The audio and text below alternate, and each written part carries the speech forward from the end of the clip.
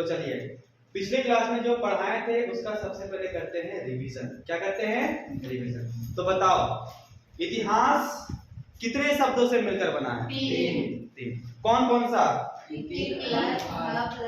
इति जोड़ हा जोड़ आस। इति का मतलब, हा का मतलब, आस का मतलब, इतिहास का मतलब निश्चित रूप से ऐसा ही था।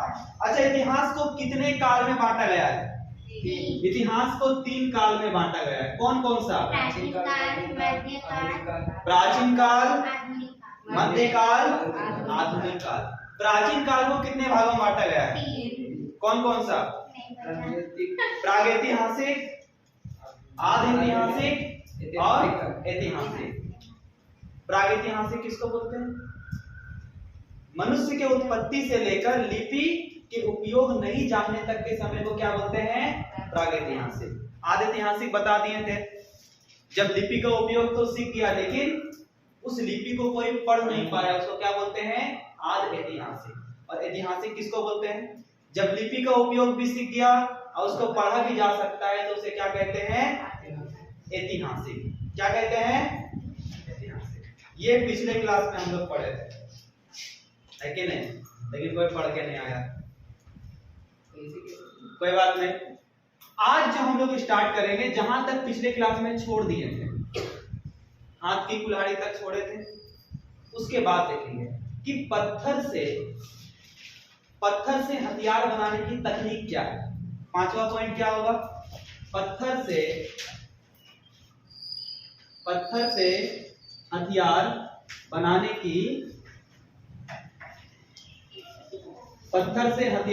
की तकनीक। ध्यान से देखो, पत्थर से हथियार कैसे बनाया जाएगा। मान ले एक पत्थर है, उसका हमको हथियार बनाना है, तो कैसे हथियार बनाएंगे? दूसरा पत्थर लेके उस पत्थर में क्या करेंगे? ठोकेंगे, तो वो पत्थर क्या हो जाएगा? नुकीला। क्या हो जाएगा?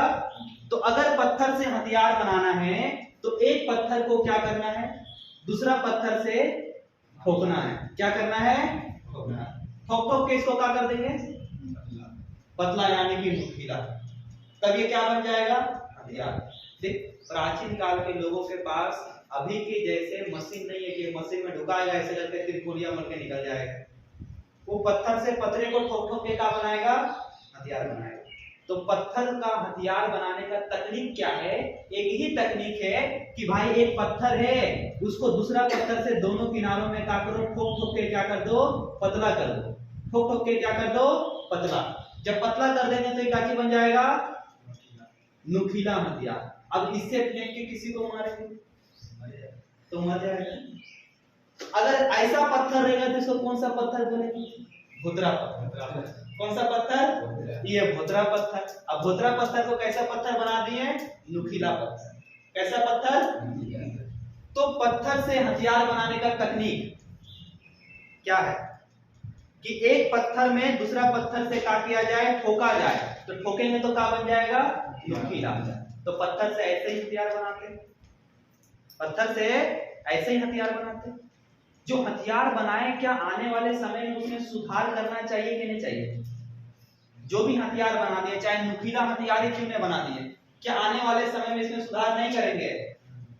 तो हथियार का सुधार क्या करेंगे? हथियार में सुधार।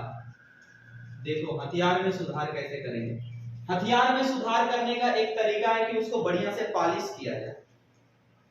भाई नुकीला तो कर दिया, उसको और बढ़िया से नुकीला कर, पॉलिश कर। पॉलिश मतलब इधर बढ़िया से घस, इधर बढ़िया से घस, तो इकाची हो जाएगा और ज्यादा नुकीला हो जाएगा। तो क्या हथियार में सुधार हुआ कि नहीं हुआ? तो हथियार में सुधार कैसे करेंगे? जो भी नुकीला हथियार है उसको दोनों तरफ से और ज्यादा क्या करेंगे? नुकीला।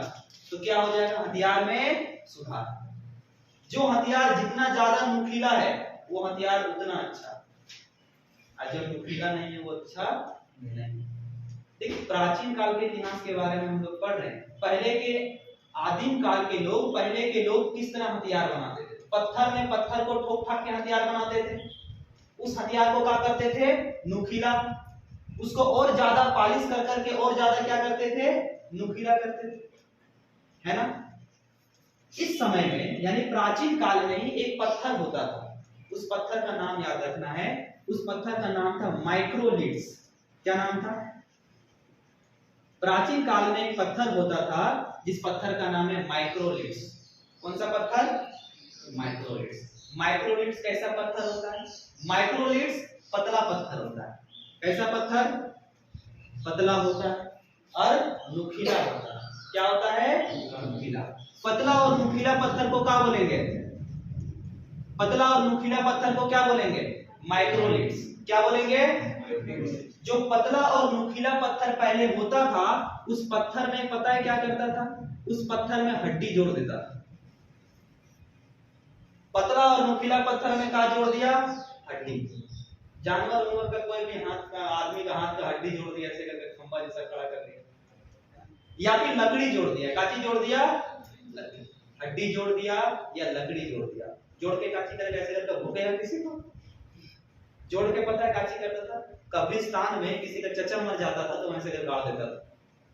मान ले किसी का चचा उचा मर गया है तो कब्रिस्तान में उसका अपना चचा का कब्र के ऊपर में, कब्र के बगल में ऐसे करके गाड़ दिया। बोला ये मेरा चचा का खंबा है कि नहीं है? तो चचा के लिए अपना देखो हड्डी और उस पर माइक्रोलिट्स पत्थर का बना हुआ नुकीला क्या कर दिया? ऐसे गाड़ दिया। तो ये क्या हुआ? चिन्ह। क्या हो गया? चिन्ह। चिन्ह देना पड़ेगा ना कि कहां पर चचा का कब्र है, तो उसके लिए क्या देना पड़ता है? चिन्ह। तो ये क्या है? चिन्ह। तो इस तरह करके प्रतीक चिन्ह का इस्तेमाल होता था। प्रतीक चिन्ह जहां जहां तक बाउंड्री बनाना है वहां वहां तक भी इस तरह करके क्या किया जाता था? लकड़ी का ऊपर माइक्रोलिट्स पत्थर गाड़ देता था। क्या करता था? गाड़ देता था। तो ये किसके लिए इस्तेमाल होता है? चिन्ह के लिए। किसके लिए? चिन्ह। निशानी के लिए। किसके लिए? निशानी के लिए। कब्र के ऊपर भी इसको क्या किया जाता? कब्र के बगल में भी इसको क्या किया जाता था? गाड़ा जाता था। क्या किया जाता था? गाड़ा, ताकि यहाँ पर कब्र है, लोगों को पता चले कब्र है कि नहीं? तो कोई चढ़ के चल गया, चचा के ऊपर चढ़ के चल गया, दिक्कत हो जाएगा। सही बात है कि नहीं है? तो उसके लिए चिन्ह देना पड़ता है कि यहाँ पर कब्र है। जैसे ना देखो क्रॉस का निशान रहता है क्रिश्चियन वाला में, क्रॉस चिन्ह रहता है कि नहीं रहता है? नाम लिखा हुआ नीचे रहता है ना? तो उसी तरह करके ये भी क्या है? चिन्ह। क्या है? चिन्ह। तो यहाँ तक में बताओ पत्थर से हथियार कैसे बनाएंगे? एक पत्थर में दूसरा पत्थर को ठोक ठाक के नुकीला करेंगे, फिर क्या बना देंगे? हथियार। क्या बना देंगे? हथियार। क्या उस हथियार में सुधार करने का जरूरत है कि नहीं है? सुधार कैसे करेंगे? बार बार बढ़िया से ठोकेंगे तो क्या हो जाएगा? सुधार हो जाएगा। प्राचीन काल में एक पत्थर होता था जो पतला और नुकीला पत्थर होता था। उस पत्थर का नाम बताओ। माइक्रोलिट्स। कौन सा पत्थर? माइक्रोलिट्स पत्थर में क्या जोड़ा जाता था? हड्डी या फिर लकड़ी। हड्डी या फिर लकड़ी जोड़ के क्या करता था? कब्र का किनारे या फिर चिन्ह के रूप में कहीं पर गाड़ देता था। चिन्ह के रूप में या फिर कब्र के किनारे क्या कर दिया जाता था? गाड़ दिया जाता था। यहां तक क्लियर है? कॉपी में नोट किए ये सारा कुछ? तो नुकीला होता था। कहां गाड़ा जाता था? कब्र। कहां पर? कब्र। किस रूप में उपयोग होता था? प्रतीक चिन्ह। किस रूप में? प्रतीक चिन्ह के रूप में। ठीक है?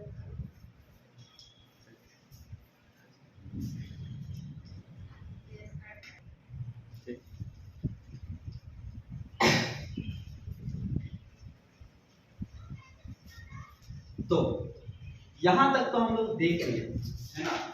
इसके बाद हम लोग क्या पढ़ेंगे? इसके बाद हम लोग पढ़ेंगे कि कृषि के प्रारंभ के साथ किस तरह पुरातात्विक साक्ष्य का प्रकार बदल गया। ध्यान से समझिए हम क्या बोल रहे हैं। कृषि के शुरुआत के साथ कैसे जो वस्तुओं का अवशेष मिलता था वो बदल गया। बताओ पहले कौन कौन सा वस्तु का अवशेष मिलता था?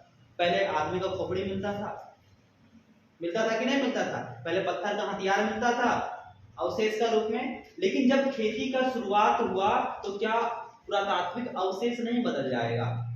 बात समझना हम क्या बोल रहे हैं। जब खेती का शुरुआत नहीं हुआ था तो हथियार के रूप में किसका इस्तेमाल होता होगा? वान का, वान फेंक के मारे वाला, भाला, बर्छी, सही बात है कि नहीं है? जब खेती का शुरुआत नहीं हुआ था तो आदि मानव शिकार करते थे। क्या करते थे? जब शिकार करेंगे तो इन्हीं सब हथियार का ना इस्तेमाल करेंगे। कोई कुदाल से शिकार करे जाएगा? हंसिया से शिकार करने जाएगा? नहीं। तो शिकार करने के लिए बाण से शिकार करता था, भाला से शिकार करता था, बर्छी से शिकार करता था। तो ये कब? जब वो शिकार करता था तब। लेकिन जब वो कृषि कर रहा है, ध्यान से समझो, जब वो कृषि कर रहा है तो किसका इस्तेमाल करेगा? जब आदिम काल के लोग कृषि करेंगे तो किसका इस्तेमाल करेगा? जब आदिम काल के लोग कृषि करेंगे तो इस्तेमाल करेगा फावड़ा। किसका? फावड़ा का होता है, बोलो तो। फावड़ा क्या होता है? फावड़ा का मतलब होता है कुदाल। फावड़ा का मतलब क्या होता है? वही कुदाल को क्या बोलते हैं? फावड़ा। जब कृषि करेगा तो किसका इस्तेमाल करेगा? हंसिया का। किसका? हंसिया क्या होता है? बिचाली उचाली काटने के लिए नहीं लेके जाता है, उसको हंसिया बोलते हैं। क्या बोलते हैं? ऐसा होता है हंसिया, ऐसा।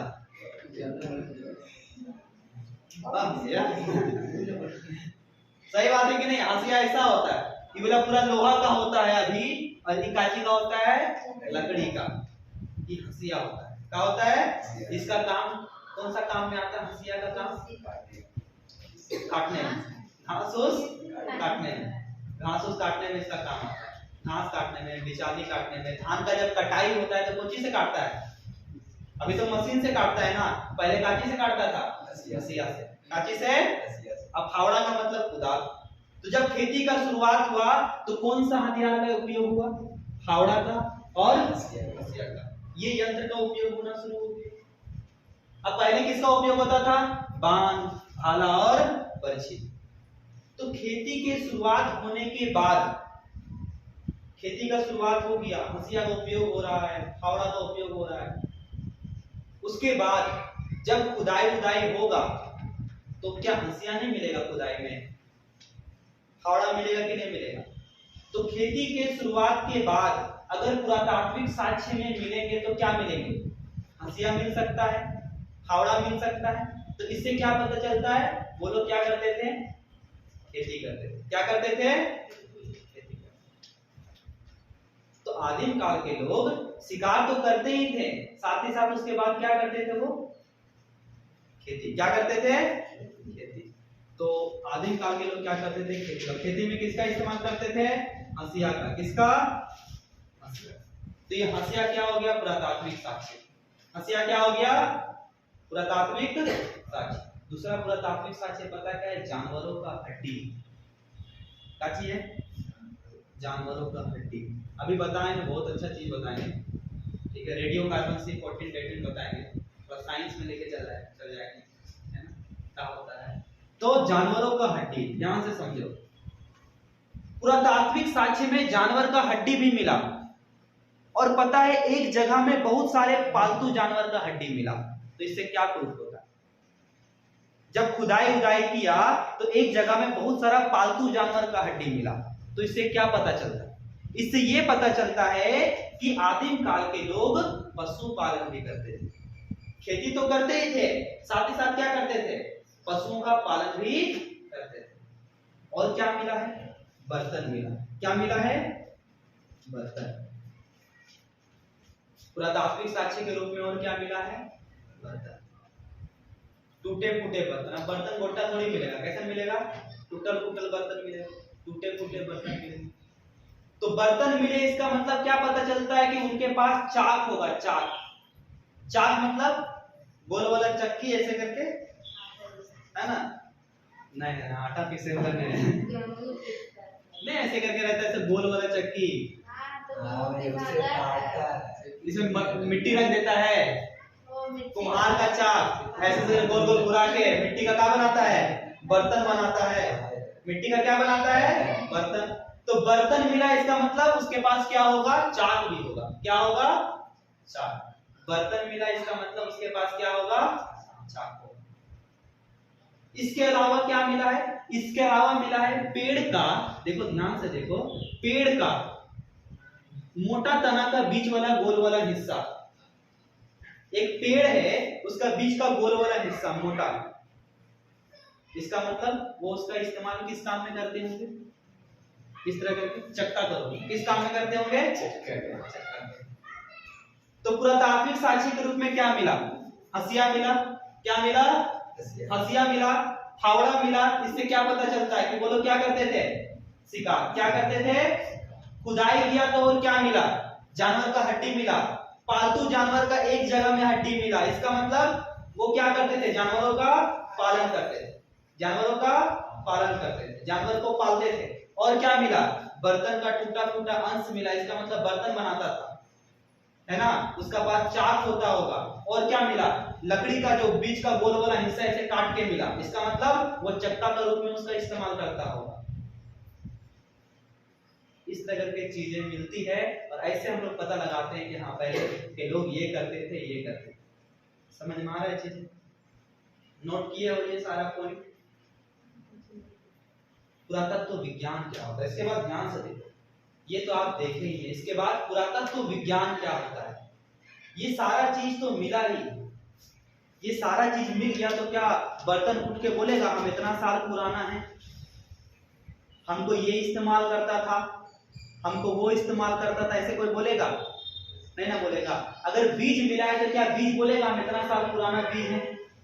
आपको उसका अध्ययन करना पड़ेगा, उसका स्टडी करना पड़ेगा। सही बात है कि नहीं? उसको समझना पड़ेगा। अगर पेड़ का ये चक्का मिला है उसका टहनी का, तो ये पेड़ का चक्का का टहनी बोलेगा हम कितना साल पुराना है, ये बता पाएगा? आपको उसको क्या करना पड़ेगा? स्टडी करना पड़ेगा।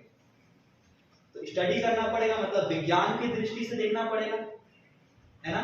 तो जो भी चीज मिला अब उसको विज्ञान की दृष्टि से हम लोग देखते हैं और चीजों को और अच्छा से समझते हैं। तो क्या समझेंगे? पुरातत्व विज्ञान। क्या समझेंगे? जो भी पुराने चीज मिले हैं उसको समझने के लिए हम लोगों को क्या समझना पड़ेगा? पुरातत्व विज्ञान। ठीक है, चलो पुरातत्व विज्ञान ये सारा मिटा दें हम। पुरातत्व विज्ञान क्या बताएगा? जो भी अवशेष मिलेंगे उसके बारे में हमें बताएगा। तो क्या हेडिंग डालना है? पुरातत्व विज्ञान डालो हेडिंग, पुरातत्व विज्ञान। क्या डालोगे? पुरातत्व। अब पुरातत्व विज्ञान में सबसे पहला जो पॉइंट है वो है रेडियो कार्बन C14 डेटिंग। ध्यान से समझो क्या बोल रहे हैं। पुरातत्व विज्ञान में सबसे पहला जो पॉइंट है वो है radio carbon C14 dating. Radio carbon C14 dating. ठीक है, अब हम लोग साइंस की दुनिया में जा रहे हैं तो जरा दिमाग खोल के बैठते हैं, दिमाग खोल के बैठते हैं। ध्यान से समझो, कार्बन, इस पृथ्वी पर कार्बन का 3 रूप होता है। इस पृथ्वी पर कार्बन का कितना रूप होता है? 3 रूप होता है। एक होता है CO2 कार्बन डाइऑक्साइड, ठीक, एक होता है C12 और एक क्या होता है? C14। ये कार्बन का 3 रूप इस पृथ्वी पर होता है। कौन कौन सा? CO2, C12 और C14। कार्बन का कितना रूप होता है? 3 रूप, CO2, C12 और C14। ठीक है, चलिए अब जरा बातों को ध्यान से समझिए। ये CO2 और C12 आदमी जानवर सब उत्सर्जन के द्वारा बाहर निकालते रहता है। जैसे हम अभी सांस लिए, हम छोड़े तो क्या निकाले? CO2 निकला, C12 निकल गया। लेकिन ये C14 नहीं निकल रहा है। C14 है। ठीक है, अब बात समझो कि वायुमंडल में C14 कहां से आता है। हम लोगों को मेन इसको समझना है, C14, क्योंकि हम लोग किसका डेटिंग करेंगे, किसको जानेंगे? C14। ठीक, और ये रेडियो कार्बन C14 डेटिंग पता है क्या होता है? किसी भी कार्बनिक पदार्थ को स्टडी करके बता देंगे ये कार्बनिक पदार्थ इतना साल पुराना है। सोचो कि कहीं खुदाई उदाई किया, एक आदमी का हड्डी मिला, और वो आदमी का हड्डी का इतिहासकार साइंटिस्ट क्या किया, बढ़िया से स्टडी किया, अब बोल दे 2000 साल पुराना है। कैसे बता दिया 2000 साल पुराना है? कोई तरीका होगा कि नहीं होगा बताने का कि ये हड्डी 2000 साल पुराना है? मिट्टी का बर्तन था, बोला ये मिट्टी का बर्तन 3000 साल पुराना है। कैसे पता चला मिट्टी का बर्तन 3000 साल पुराना है? तो कुछ तो साइंटिस्ट किया होगा ना, तो उसी को हम लोग समझना चाह रहे हैं कि क्या किया। ठीक है, तो बात समझो ध्यान से कि जो सन का लाइट है, ध्यान से समझ, ये जो सन का लाइट है, जब सन का लाइट आता है तो वायुमंडल के नाइट्रोजन के साथ प्रतिक्रिया करके, वायुमंडल में कौन सा गैस सबसे ज्यादा है? नाइट्रोजन। कौन सा गैस? सन का लाइट नाइट्रोजन से प्रतिक्रिया करके क्या बनाता है? C14। क्या बनाता है? C14। और एक प्लांट को क्या मिलता है प्रकाश संश्लेषण में? C14। मान लो सन का लाइट नाइट्रोजन के साथ प्रतिक्रिया करके क्या बनाया? C14। और प्लांट को क्या मिला? C14। क्या मिला? C14 किसको मिला? प्लांट को। किसको मिला? एक पेड़ को मिला C14।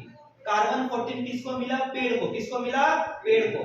तो जब पेड़ का फल नीचे गिर गया, पेड़ का फल नीचे गिर गया, तो उस फल को कोई जानवर खाएगा कि नहीं खाएगा? तो जब कोई जानवर उस फल को खाएगा तो उस जानवर के शरीर में भी क्या आ जाएगा? कार्बन 14 आ जाएगा। इंसान खाएगा तो इंसान के शरीर में भी C14, कार्बन 14। कौन सा 14? कार्बन 14। यानी हमारे शरीर में कौन? कार्बन 14 है। हमारे शरीर में कार्बन 14 है। अगर हमको कोई खाएगा तो उसके शरीर में भी क्या जाएगा? कार्बन 14। क्या जाएगा? कार्बन 14। अब मान ले कि मेरा शरीर में कार्बन 14 है। काहे कार्बन 14 है? काहे कि हम अभी पेड़ का कुछ अंश को खाए हैं, बचपने से खा रहे हैं पेड़ का बहुत सारा अंश, तो मेरा हड्डी में कार्बन 14 है। मेरा हड्डी में कार्बन 14 है, मेरा शरीर में कार्बन 14 है। हम मर गए, मान ले कि मेरा मृत्यु हो गया, मर गए, जमीन का नीचे चल गए, दब गए। ठीक है, ऐसे ही मरे, धरती फट गया, नीचे डूब गए, मर गए, एकदम मांस सब गल गया। 100 साल के बाद मांस बचेगा? सब गल गया मांस, बचा हड्डी। कैसे बचा? हड्डी, है ना? 100-200 साल के बाद हड्डी सिर्फ है। अब कुछ भविष्य में कोई साइंटिस्ट बच्चा पैदा हुआ, अब खुदाई उदाई करके हड्डी उड्डी निकाला, और पता करना चाह रहा है कि हड्डी कितना साल पुराना है, हड्डी कितना साल पुराना है। तो बताओ उस हड्डी में C14 है कि नहीं है? है सर, हड्डी में C14 है।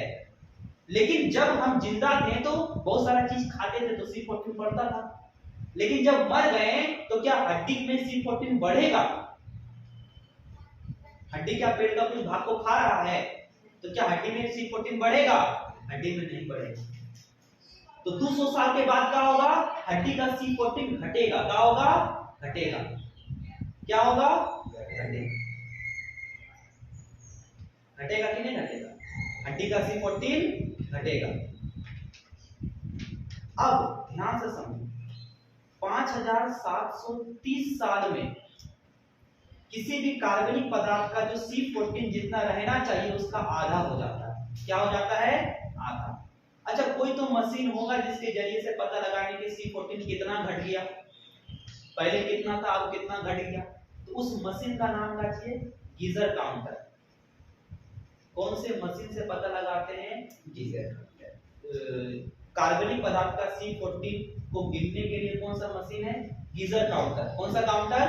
Geiger counter. तो गीजर काउंटर से पता लगा लिया इसका शरीर का इतना C14 कार्बन खत्म, इतना C14 कार्बन खत्म। 5730 साल में आधा हो जाएगा खत्म, और अभी इतना खत्म हो गया। उस हिसाब से वो समय का निर्धारण करता है कि इस हड्डी का इतना साल हो चुका है, इस हड्डी का इतना साल हो चुका। तो बताओ C14 प्लांट में है कि नहीं है? जितना भी कार्बनिक पदार्थ है सब में क्या है? C14। क्या है? अगर कोई भी कार्बनिक पदार्थ वाला जीव जंतु मर जाएगा तो उसमें क्या करेंगे, रेडियो कार्बन C14 डेटिंग। क्या करेंगे, रेडियो कार्बन C14 डेटिंग। पता लगाएंगे इसमें कितना C14 निकल गया है, कितना C14 निकल गया है। उससे क्या पता चलेगा, ये कितना साल पुराना वस्तु है, ये कितना साल पुराना वस्तु है। तो इसको पता लगाने के लिए कौन सा मशीन का यूज करते हैं, गीजर काउंटर। कौन सा मशीन, गीजर काउंटर। तो रेडियो कार्बन C14 डेटिंग का पता लगाने के लिए कौन सा मशीन, गीजर काउंटर। तो आपको लिखना है कौन सा मशीन का यूज किया जाता है, गीजर काउंटर। तो मशीन कौन सा हो जाएगा, Geiger counter. Geiger counter machine का यूज किया जाता है। उससे पता चलता है कि कोई वस्तु कितना साल पुराना है। ठीक है, तो जहां पढ़ाएं वहां तक का रिवीजन करते हैं सबसे पहले। बोलो,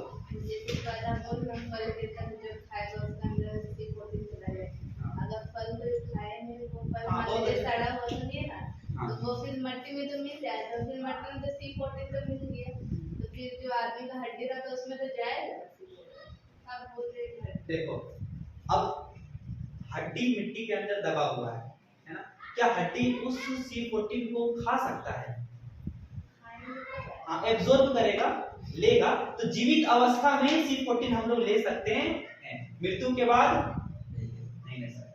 अच्छा, जैसे कि बहुत अच्छा बात है, मिट्टी में आ गया C14, मिट्टी में आ गया तो मिट्टी से बर्तन बनाएंगे, तो क्या बर्तन का उम्र हम लोग बता सकते हैं कि नहीं बता सकते हैं, रेडियो कार्बन C14 डेटिंग के द्वारा, कि ये बर्तन कितना साल पुराना है, क्योंकि उसमें भी क्या है, कार्बन है। क्या है, कार्बन। उसमें भी क्या है, ठीक है, यहां तक। तो रेडियो कार्बन C14 डेटिंग के द्वारा क्या पता चलता है कि वस्तु कितना साल पुराना है। कोई भी वस्तु कितना साल पुराना है, कौन सा वस्तु जिसमें कार्बन है, कौन सा वस्तु जिसमें कार्बन है। रेडियो कार्बन C14 डेटिंग कौन सा मशीन से पता लगाते हैं हम लोग, गीजर काउंटर। कौन सा काउंटर, गीजर काउंटर। कौन सा काउंटर, गीजर काउंटर। तो एक है रेडियो कार्बन C14 डेटिंग, इसमें कोई दिक्कत, सिंपल सा बात है ना। कार्बन 14, कार्बन 14, ठीक है, मिटा देंगे सारा कुछ। देखो समझना इसके बाद, ठीक है, समझो। इसके बाद एक तो पुरातात्विक विज्ञान क्या बोलता है, रेडियो कार्बन C14 डेटिंग। दूसरा क्या बोलता है, दूसरा है प्राचीन शिलालेख विधा। लिखो, दूसरा क्या है, प्राचीन शिलालेख, प्राचीन शिलालेख विधा, प्राचीन शिलालेख विधा, प्राचीन शिलालेख विधा। प्राचीन शिलालेख विधा से क्या पता चलता है, मृत अंगों का अवशेष का अध्ययन करेंगे तो उसको बोलते हैं प्राचीन शिलालेख विधा। मृत अंगों का, मृत का मतलब मरा हुआ, अगर कोई मृत अंग है, अवशेष है, अवशेष मतलब अब मरा हुआ, जैसे जानवर मर जाता है ना, उसका सारा अंग जो है मर गया, मांस सब गल गया, हड्डी उड्डी बचा, जो भी कुछ बचा उसका अध्ययन करेंगे, उसका स्टडी करेंगे, उसको पढ़ेंगे, तो उसको क्या बोलते हैं, प्राचीन शिलालेख विधा। उम्र निकालेंगे तो रेडियो कार्बन C14 डेटिंग, लेकिन उसको अगर स्टडी करेंगे, उसको पढ़ेंगे तो उसको क्या बोलेंगे, प्राचीन शिलालेख विधा। तो इसमें क्या करते हैं, मृत अंगों के अवशेष का अध्ययन, मृत अंगों के अवशेष का क्या करते हैं, अध्ययन करते हैं। तो मृत अंगों के अवशेष का अध्ययन क्या कहलाता है, प्राचीन शिलालेख विधा। मृत अंगों के अवशेष का अध्ययन प्राचीन शिलालेख विधा। पौधों के या वृक्षों का अध्ययन करेंगे, पौधों को पढ़ेंगे, पौधों के बारे में पढ़ेंगे, वृक्षों के बारे में पढ़ेंगे, पौधों के अवशेष और वृक्षों के अवशेष का अध्ययन करेंगे, उसको बोलते हैं डेंड्रोक्रोनोलॉजी। तो पौधों और वृक्षों का अध्ययन क्या कहलाता है, डेंड्रोक्रोनोलॉजी क्या कहलाता है? डेंड्रोक्रोनोलॉजी।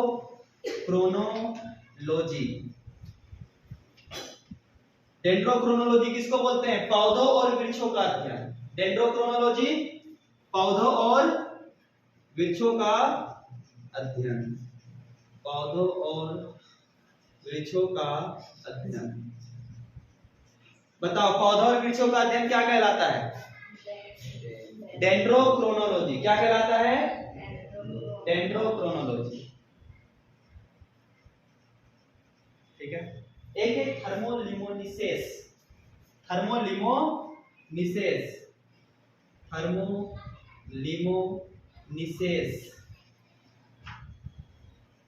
टूटे हुए बर्तन का अध्ययन करेंगे। अगर पुराने टूटे हुए बर्तन का अध्ययन करेंगे उसको क्या बोलते हैं? थर्मोलिमोनिसेस। तो टूटे हुए बर्तन का अध्ययन, टूटे हुए बर्तन का अध्ययन, टूटे हुए बर्तन का अध्ययन क्या कहलाता है? थर्मोलिमोनिसेस। टूटे हुए बर्तन का अध्ययन थर्मोलिमोनिसेस। पौधों और वृक्षों का अध्ययन डेंड्रोक्रोनोलॉजी। मृत अंगों के अवशेष का अध्ययन प्राचीन शिलालेख विधा। प्राचीन शिलालेख विधा। एक है पोलेन ग्रेन विश्लेषण। क्या है? पोलेन ग्रेन विश्लेषण। पोलेन ग्रेन विश्लेषण। पोलेन ग्रेन विश्लेषण में क्या पढ़ते हैं? पौधों की वृद्धि दर। कोई भी पौधा कितना दर से वृद्धि करता है? वृद्धि दर मतलब समझ में आ रहा है? दर किस हिसाब से वृद्धि करता है ना? किस परसेंटेज से वृद्धि करता है उसको क्या बोलते हैं? पोलेन ग्रेन विश्लेषण। तो पौधों का वृद्धि दर, पौधों का वृद्धि दर, पौधों का वृद्धि दर का अध्ययन क्या कहलाता है? पोलेन ग्रेन विश्लेषण। पौधों के वृद्धि दर का अध्ययन पोलेन ग्रेन विश्लेषण। ठीक है। तो चलिए एक एक करके बताना है आप लोगों को, तभी तो याद होगा, ऐसे याद थोड़ी होगा, है ना? बोलो तारीख निकालने के लिए, कार्बनिक पदार्थ का तारीख निकालने के लिए कैसे निकालेंगे? Radio carbon C14 dating. कार्बनिक पदार्थ का तारीख कैसे निकालेंगे? Radio carbon C14 dating. तारीख निकालने के लिए रेडियो कार्बन C14 डेटिंग। तारीख निकालने के लिए रेडियो कार्बन C14 डेटिंग। मृत अंगों के अवशेष का अध्ययन प्राचीन शिलालेख विधा। मृत अंगों के अवशेष का अध्ययन प्राचीन शिलालेख विधा। पौधों और वृक्षों का अध्ययन, पौधों और वृक्षों का अध्ययन डेंड्रोक्रोनोलॉजी। पौधों और वृक्षों का अध्ययन डेंड्रोक्रोनोलॉजी। देखो बोलोगे तो दिमाग में आएगा क्योंकि नया नया वर्ड है ना। पौधों और वृक्षों का अध्ययन डेंड्रोक्रोनोलॉजी। टूटे हुए बर्तन का अध्ययन थर्मोलिमोनिसेस। थर्मोलिमोनिसेस। ठीक है। पौधों का वृद्धि दर पोलेन ग्रेन विश्लेषण। पौधों का वृद्धि दर पोलेन ग्रेन विश्लेषण। ये साइंटिफिक तरीका है। इस तरह से हम लोग हर चीज को क्या करते हैं? स्टडी करते हैं। क्या करते हैं? अब भाई पौधा पड़ा हुआ है, पुराना पौधा, वो तो खुल के नहीं बताएगा मैं इतना साल पुराना है कि नहीं? मेरा वृद्धि दर ये है, हम इतना प्रतिशत के हिसाब से बढ़ते थे, ऐसे बताएगा? टूटा हुआ बर्तन कुछ बताएगा? आपको स्टडी करना पड़ेगा। क्या करना पड़ेगा? मरा हुआ शरीर का अंग है वो कुछ बताएगा? आपको उसको पढ़ना पड़ेगा, उसका स्टडी करना पड़ेगा। इन सब स्टडी का ये सारा नाम है। क्लियर है? बहुत इंपॉर्टेंट है। ठीक है, बोलो प्राचीन शिलालेख विधा क्या करता है? मृत अंगों के अवशेष का अध्ययन। डेंड्रोक्रोनोलॉजी पौधों और वृक्षों का अध्ययन। थर्मोलिमोनिसेस टूटे हुए बर्तन का अध्ययन। पोलेन ग्रेन विश्लेषण पौधों का वृद्धि दर। मिटा देते हैं सारा, है ना?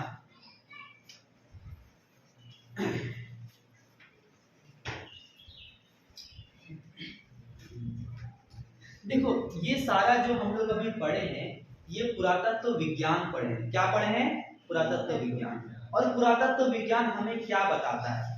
ध्यान से मेरी बातों को सुनो। पुरातत्व विज्ञान हमें क्या बताता है?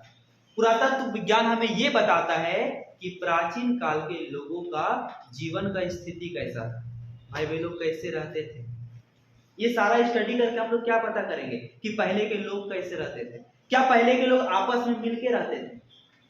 क्या पहले के लोग आपस में मिलके रहते थे? क्या खाते थे? जैसे कोई बीज मिला, उस बीज का अध्ययन करेंगे कि नहीं करेंगे? उससे पता चलेगा ये बीज इस पौधा का है, ये बीज जो है इस पौधा का फल का बीज है, ये बीज इतना साल पुराना है, तो पता चलेगा अच्छा इतना साल पहले के लोग इस तरह के बीज का इस्तेमाल करते थे, ये फल खाते थे। तो पुरातत्व विज्ञान क्या बताता है? पुरातत्व विज्ञान बताता है कि क्या बताता है पुरातत्व विज्ञान? बोलो कि पहले के लोगों का जीवन का स्थिति कैसा था, पहले के लोग कैसे रहते थे। पुरातत्व विज्ञान क्या बताते हैं कि पहले के लोग कैसे रहते थे। आदिम लोगों का बीच का आपसी संबंध कैसा था, है ना? दो लोगों का बीच का संबंध कैसा था, कौन बताता है? पुरातत्व विज्ञान। कौन बताता है? पुरातत्व विज्ञान। ठीक है। और पुरातत्व विज्ञान क्या बताते हैं? पुरातत्व विज्ञान अन्न के बारे में बताते हैं। अब कोई भी बीज का अध्ययन कीजिएगा कि नहीं कीजिएगा? कोई भी बीज का अध्ययन कीजिएगा उससे भी पता चलेगा। पुरातत्व विज्ञान और क्या बताता है? शिकार, कि पहले के लोग शिकार कैसे करते थे, कौन से जानवर को पालते थे, जानवर से अपनी रक्षा कैसे करते थे, सब किससे पता चलता है? पुरातत्व विज्ञान से। सारा स्टडी से पता चलता है। सोचो ना, इतना सारा इतिहास लिख दिया है, तो इतिहास कैसे लिखा है? तो भगवान आके बोला है बच्चा पहले के समय में ऐसे होता था, आदमी ऐसे रहता था, इस बर्तन का इस्तेमाल करता था, ये खाना खाता था, ये जानवर को पालता था, जानवरों से ऐसे अपने आप को बचाता था। ऐसा कुछ बताया है? ये सारा कुछ तो स्टडी करके पता चलेगा। स्टडी कैसे करेंगे? उस चीज को गहराई से अच्छा से समझेंगे, तभी हम लोग को पता चलेगा। तो पुरातत्व विज्ञान क्या बताता है, एक एक करके याद रखना। पुरातत्व विज्ञान क्या बताता है? लोगों की स्थिति, लोगों के जीवन की स्थिति, पहले वो लोग कैसे रहते थे, क्या लोगों के बीच में आपसी संबंध था? शुरू में नहीं होगा। एक कहानी सुनो, ध्यान से सुनो। शुरू में जब आदिम मानव थे, और आदिम मानव मतलब कि बहुत पुराना जब आदमी थे, पुराने आदिम लोग जो थे अकेले अकेले रहना पसंद करता था। कैसे रहना पसंद करता था? अकेले अकेले रहना। छोटा छोटा जानवर उसको मिल गया, कुकुर बिलाई मिल गया, मार के खा लिया। कहीं सांप चूहा मिला, उसको मार के क्या किया? खा लिया।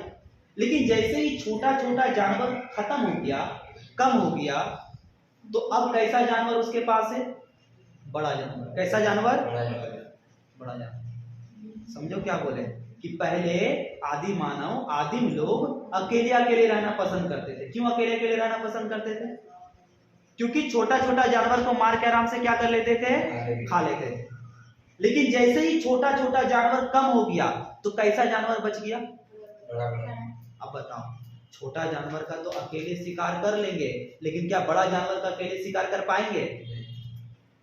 बड़ा जानवर का अकेले शिकार नहीं कर पाएंगे। तो बड़ा जानवर का शिकार करने के लिए क्या करना पड़ेगा भाई? हथियार तो बनाएंगे। अकेले कैसे? सुअर का शिकार करने के लिए घर में सब काची करता है? एक सुअर के पीछे कितने भागता है? चार पांच को भागता है कि नहीं भागता है? अकेले भागा तो पकड़ लेगा? नहीं, ऐसे करके तार वाला लेके, ऐसे गोल तार जैसा रहता है ना, ऐसे करके लेके भागता है सुअर का पीछे। अरे लगाया फंसाया एकदम, पकड़ करेंगे, चार चूं करते करते है कि नहीं है? हाँ, अलग टेक्निक करता है। ध्यान से समझ। तो अगर बड़ा जानवर है तो क्या उसका अकेला शिकार किया जा सकता है? तब तो झुंड में मिलके रहेंगे कि नहीं रहेंगे? शिकार करने के लिए कम से कम एक साथ रहना पड़ेगा कि नहीं रहना पड़ेगा? क्या हुआ? वो बोरी के साथ में। हाँ, वो बोरी के साथ में।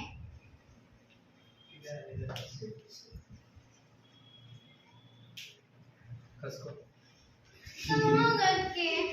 फिर अकेले हो जाएगी ना। और झुंड में मिलकर रहेगी, बड़ा जानवर का शिकार।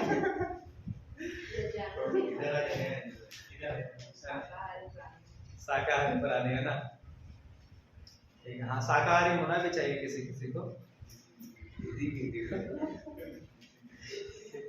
चलो, तो हम अभी क्या बताएं भाई, छोटा छोटा जानवर का शिकार तो एक इंसान कर सकता है, लेकिन बड़ा जानवर का शिकार क्या एक इंसान कर सकता है? झुंड में रहना पड़ेगा। कैसे रहना पड़ेगा? तभी शिकार कर पाएंगे। जैसे सुअर को पकड़ने के लिए झुंड में रहते, कैसे रहते हैं? झुंड में। तो आदि मानव के बीच में, आदिम कालीन लोगों के बीच का संबंध पता चल रहा है कि नहीं पता चल रहा कि लोग साथ मिलके भी रहते होंगे। अच्छा, क्या खाते थे? बीज का अध्ययन करके नहीं पता चलेगा क्या खाते थे, कहां रहते थे। ये सारा चीज कौन बताता है? पुरातत्व विज्ञान। कौन बताता है? क्या खाते थे, कहां रहते थे, आपस में संबंध कैसा था, पशु का शिकार करते थे कि नहीं करते थे, सारा चीज कौन बताता है? पुरातत्व विज्ञान। क्लियर है? चलिए, इसके बाद हम लोग क्या देखेंगे? शिलालेख और सिक्का। क्या देखेंगे? शिलालेख और सिक्का। ठीक है, चलो।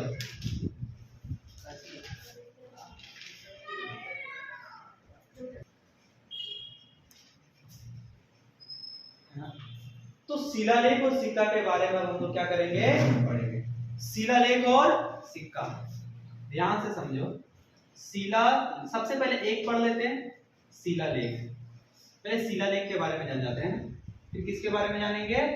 सिक्का के बारे में। आप लोग सिक्का तो वर्ड सुने होंगे, सिक्का। सिक्का क्या होता है? क्या आपने पहले शिलालेख सुना है? कितने हैं जो पहले शिलालेख सुने हैं? हाथ उठाओ।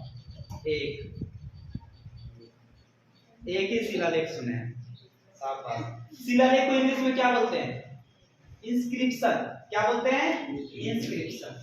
शिलालेख क्या होता है? ध्यान से देखो। शिला का मतलब क्या होता है? पत्थर। शिला मतलब, और लेख मतलब लिखना या फिर लिखा हुआ। तो अगर पत्थर पर लिखा हुआ है, अगर पत्थर पर लिखा हुआ है तो उसको क्या बोलेंगे? उसको बोलेंगे शिलालेख। पत्थर पर लिखा हुआ है तो शिलालेख। हाँ, खुद से भी लिखता है पत्थर पर। शिलालेख, जहां भी पत्थर पर लिखा रहेगा शिलालेख। अच्छा, शिलालेख क्या करता है? इतिहास के बारे में बताता है। गौर से समझो, शिलालेख क्या होता है? पत्थर पर लिखा हुआ लेख क्या कहलाता है? शिलालेख। पत्थर पर या स्तंभ पर, स्तंभ भी किसका होगा? पत्थर का होगा कि नहीं होगा? स्तंभ मतलब पिलर, पिलर पर लिखा हुआ कोई चीज है तो क्या है? शिलालेख। क्या है? पत्थर पर या स्तंभ पर लिखा हुआ लेख क्या है? शिलालेख। क्या शिलालेख इतिहास बताते हैं? बताते तो हैं, लेकिन आपको समझना पड़ेगा क्या लिखा हुआ। शिलालेख में कैसे लिखेंगे? पेन कलम से कि खुदाई करके? शिलालेख पत्थर पर खुदाई करके लिखा जाता है। पर पत्थर पर कलम से लिख दे, कल मिट जाएगा। तो पत्थर पर कैसे लिखा जाता है? खुदाई करके। पत्थर पर खुदाई करके क्या लिखा जाता है? शिलालेख। क्या लिखा जाता है? शिलालेख। अच्छा, सिक्का क्या होता है? चलो सिक्का के बारे में बताओ। क्या सिक्का का धातु के रूप में मूल्य है कि नहीं है? मेरे पास एक लोहा का सिक्का, क्या उसका धातु के रूप में मूल्य है कि नहीं है? हम लोहा का सिक्का 1 किलो जमा करेंगे, काम को 20 रुपया मिलेगा कि नहीं मिलेगा बेच के? नहीं, अगर धातु के रूप में बेचेंगे हम, बोले बताइए कितना किलो, जितना किलो उतना रुपया दीजिएगा, उस हिसाब से दीजिएगा। बोला 1 किलो 20 रुपया दीजिए, जाइए। और 1 किलो में कितना सिक्का दे दिए? 1000 रुपया दे दिए। तो क्या सिक्का का धातु के रूप में मूल्य है कि नहीं है? सोचो, ऐसा हो कि अगर सोना का सिक्का 1 रुपया का हो, सारा सिक्का सोना का हो, और 1 रुपया सोना, 2 रुपया का सोना का सिक्का, 3 रुपया का सोना का सिक्का, और सोना का कीमत 10,000 रुपया हो। 1 किलो सोना का कीमत 10,000 रुपया, और 1 रुपया का सोना का सिक्का भी आपको मिल रहा है, तो आप सारा सिक्का 1 किलो जमा करके सोना का दाम में बेचिएगा कि नहीं बेचिएगा? पता चला 100 को सिक्का जमा किए, 100 रुपया का सिक्का, और 10,000 में बिक गया। हो सकता है कि नहीं हो सकता है? तो सिक्का का धातु के रूप में मूल्य होता है कि नहीं होता है? देखो बाबू, सिक्का का धातु के रूप में मूल्य तो होता ही है, साथ ही साथ सिक्का पर भी कुछ लिखा हुआ रहता है। पहले के जमाने के सिक्का पर राजा का नाम लिखा हुआ होता था, कितना साल से शासन कर रहा है वो लिखा हुआ होता था। तो क्या राजा के नाम, किस वंश का राजा है सिक्का पर लिखा हुआ है, कितना साल से कब सिक्का छपा है वो डेट लिखा हुआ है। क्या इससे हम लोगों को इतिहास के बारे में पता चलेगा कि नहीं चलेगा? चलेगा, एकदम चलेगा भाई। सिक्का पर राजा का नाम लिखा हुआ है, डेट लिखा हुआ, हम लोग नहीं बताएंगे ये राजा इतना समय में था, उसका सिक्का इतना समय में है ना। सिक्का पर राजा का वंश लिखा हुआ है, अगर पुराना सिक्का मिलेगा तो नहीं पता चलेगा इस राजा ये वंश के थे, है या ना। और सिक्का का धातु के रूप में भी क्या होता है? मूल्य होता है। तो सिक्का और शिलालेख इतिहास बताएंगे कि नहीं बताएंगे? एकदम, सिक्का भी बताएगा इतिहास और शिलालेख भी क्या बताएगा? इतिहास। अब देखो सवाल कहां से आता है, ध्यान सवाल। विश्व का सबसे प्राचीनतम शिलालेख कौन सा है? सवाल, विश्व का प्राचीनतम शिलालेख। प्राचीनतम का मतलब?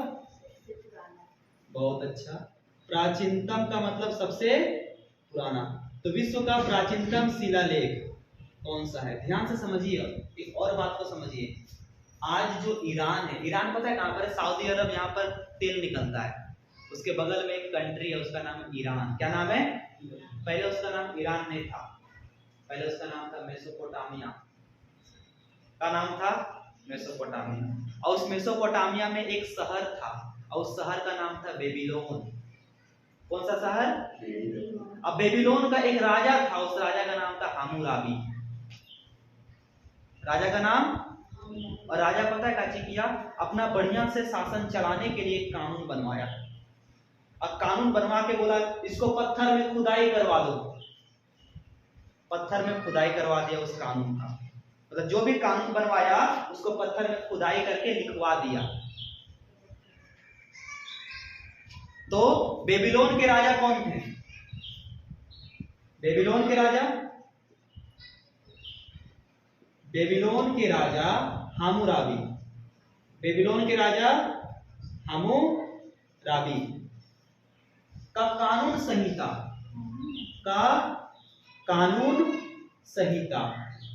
बेबीलोन के राजा हामुराबी का कानून संहिता मतलब बेबीलोन के राजा हामुराबी ने कानून को क्या किया? एक पत्थर पर लिखवा दिया। तो कानून संहिता, ये शिलालेख जो है विश्व का सबसे प्राचीनतम शिलालेख है। तो बेबीलोन के राजा हामुराबी ने क्या किया? अपने कानून को पत्थर पर छपवा दिया। वो जो शिलालेख है क्या है? विश्व का सबसे प्राचीनतम शिलालेख। कब लिखा गया था? 1750 ईसा पूर्व बीसी, 1750 ईसा पूर्व में लिखा गया था। तो विश्व का सबसे प्राचीनतम शिलालेख कौन सा है?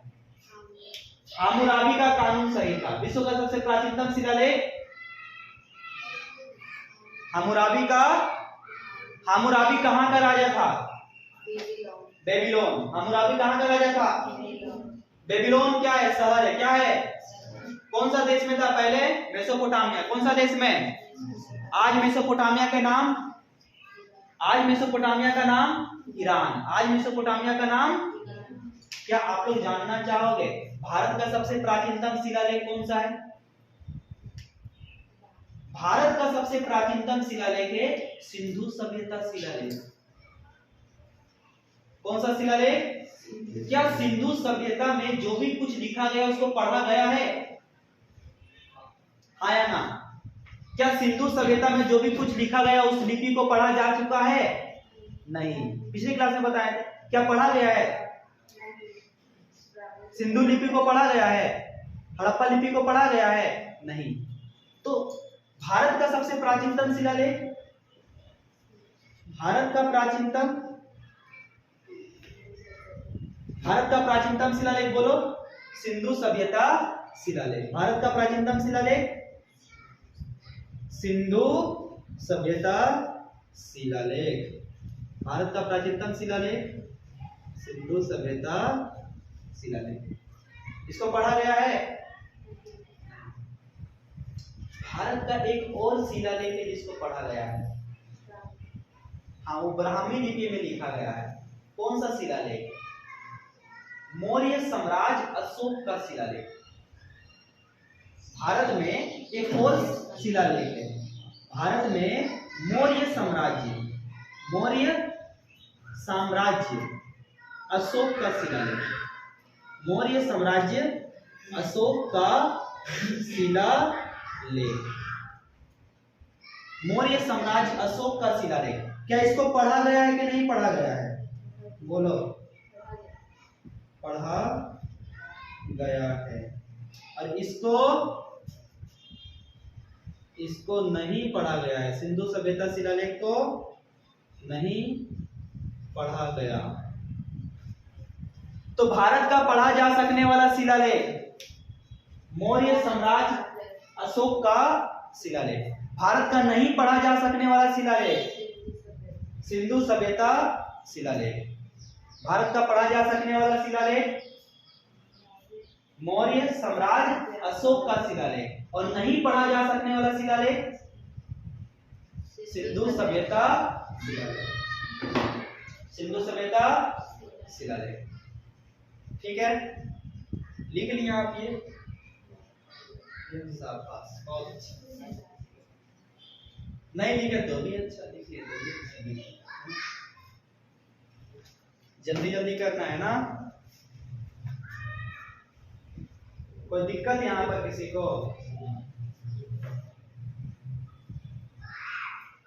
विश्व का प्राचीनतम शिलालेख, विश्व का प्राचीनतम शिलालेख हम्मुराबी का कानून संहिता। हम्मुराबी का कौन सा लिपि में लिखा गया था इसको? क्यूनिफॉर्म लिपि। कौन सा लिपि? हम्मुराबी का कानून संहिता में कोई तो लिखावट होगा ना, अंग्रेजी में लिखा, हिंदी में लिखा, कौन सा लैंग्वेज में उसको लिखा? क्यूनिफॉर्म लिपि। कौन सा लिपि? कौन सा स्क्रिप्ट में लिखा इसको? क्यूनिफॉर्म। क्यूनिफॉर्म। हम्मुराबी का कानून संहिता कौन सा लिपि में लिखा गया? क्यूनिफॉर्म लिपि। कौन सा लिपि? हम्मुराबी का कानून संहिता कौन सा लिपि में लिखा गया? क्यूनिफॉर्म लिपि। कौन सा लिपि? क्यूनिफॉर्म लिपि कहाँ की लिपि है? सुमेर की लिपि। क्यूनिफॉर्म लिपि कहाँ की लिपि है? सुमेर की लिपि। कहाँ की लिपि है? क्यूनिफॉर्म लिपि कहाँ की लिपि है? सुमेर की लिपि। कहाँ की लिपि? हाँ, सऊदी अरब का एक तो कंट्री। कहाँ का लिपि है? सुमेर का लिपि।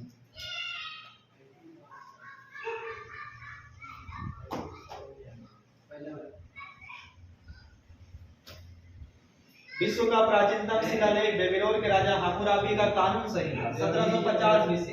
क्यूनिफॉर्म लिपि सुमेर की लिपि। भारत का प्राचीनतम सिंधु सभ्यता शिलालेख नहीं पढ़ा गया, नहीं पढ़ा गया। और भारत में मौर्य साम्राज्य अशोक का शिलालेख पढ़ा गया है। भारत में मौर्य साम्राज्य अशोक का शिलालेख पढ़ा गया है। कौन सा शिलालेख भारत में नहीं पढ़ा गया है? सिंधु सभ्यता। किसको पढ़ा गया है? मौर्य साम्राज्य अशोक का शिलालेख। विश्व का प्राचीनतम शिलालेख हम्मुराबी का कानून संहिता। कौन सा लिपि में लिखा गया उसको? क्यूनिफॉर्म। कौन सा लिपि में? क्यूनिफॉर्म कहाँ का लिपि है? सुमेर का लिपि। कहाँ का लिपि? सुमेर का लिपि। इसको बोलते हैं सुमेरियन लिपि। सुमेर का लिपि। कहाँ का लिपि? सुमेर का लिपि। क्लियर है यहाँ पर? शिलालेख क्या होता है? शिलालेख क्या होता है? पत्थर या स्तंभ पर लिखा गया लेख। पत्थर या स्तंभ पर लिखा गया क्या कहलाता है? शिलालेख। पत्थर या स्तंभ पर लिखा गया लेख क्या कहलाता है? शिलालेख। क्या शिलालेख से इतिहास के बारे में पता चलती है? एकदम चलती है। शिलालेख से किसके बारे में पता चलती है? इतिहास के बारे में पता चलती है। आगे ना शिलालेख के अध्ययन को क्या कहते हैं? शिलालेख विधा। इसको मिटा देना, मिटा दीजिए। बहुत अच्छा।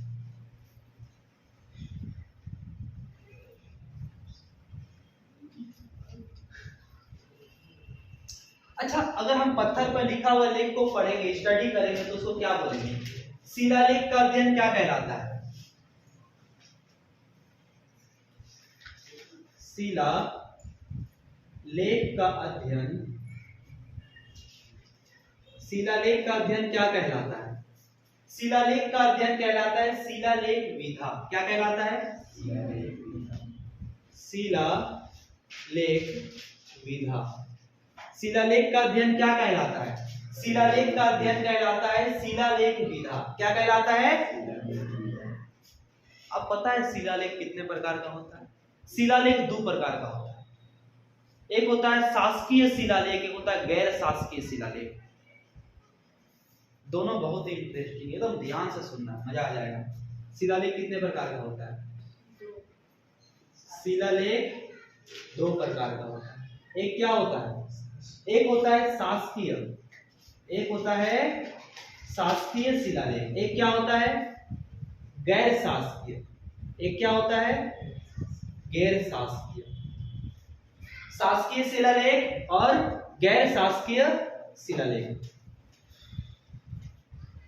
अगर कोई पत्थर पर राजा महाराजा लिखवाएगा, जाली दो, मेरा नाम का कुछ हो, मेरा बाउंड्री बना दो यहां से यहां तक, राजा महाराजा लिखवाएगा अगर पत्थर पर, तो उसको क्या बोलेंगे?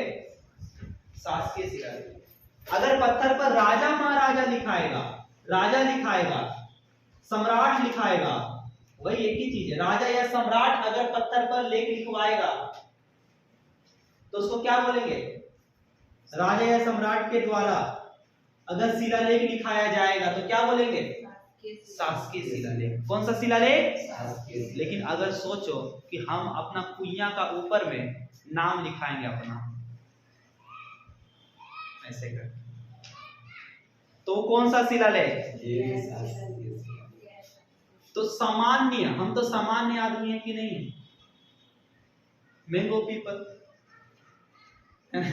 सामान्य मनुष्य के द्वारा, सामान्य मनुष्य के द्वारा अगर शिलालेख लिखाया जाएगा तो गैर शासकीय शिलालेख। सामान्य मनुष्य का लिखाएगा, कुइया के ऊपर लिखाएगा। किसका ऊपर लिखाएगा? कुआं का ऊपर लिखाएगा, नाम लिखाएगा अपना, मेरा कुआं चोरी नाम है। और धर्मशाला बनवा दिया, धर्मशाला आदमी ना बनाएगा, धर्मशाला बनवा दिया, धर्मशाला में नाम लिखा दिया अपना, धर्मशाला में नाम लिखा लिया, तो धर्मशाला में नाम लिखा लिया तो कैसा शिलालेख? गैर शासकीय शिलालेख।